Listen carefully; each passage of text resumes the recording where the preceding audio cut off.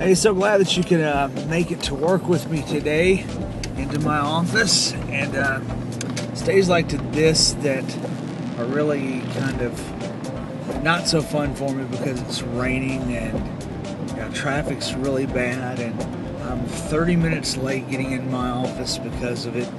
And I really find ways to just not be content with my day. And I say that because it's a really fun word, content. Philippians 4 is a chapter in a book and chapter that's really just rich with a lot of great stuff. I mean, if you go throughout that whole entire chapter, there are just a lot of great verses that just pop out. There'll be verses that you'll just recall instantly and go, man, I remember that verse. I remember that verse. Yeah. That's a great verse. Yeah, I know that verse. But there's one verse that's just so hidden, so obscure in there that Paul says simply, I have learned to be content.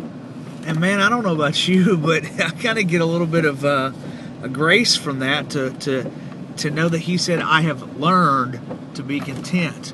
Because I'm so glad to know that he didn't say, I was born a contented guy. Because man, I know that I'm not content by nature. So I'm glad that it's something that can be learned, because I need to learn sometime as I'm pulling into my offices here, to learn to be content. Now, I'll tell you why that's important. It's important to me because it's easy for us as Christians to,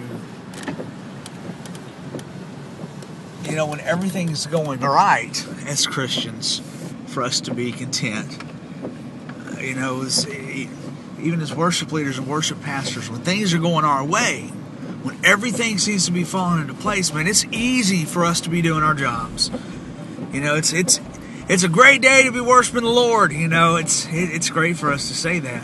But it's whenever things aren't going so well, when things just aren't, making the mark, when things are kind of rough, when things are really hard, that's when it's not as easy for us to be content. And I think that's when we really need to be praying for God, help us learn how to be content. Not just whenever traffic isn't going so great, but when the troubles and struggles of life are hitting us really hard. That's when I think we need to learn, like Paul, to be content. Man, guys, have a great and blessed day. I really hope that you learn and struggle a little more today to learn how to be content. Have a great and blessed holiday season.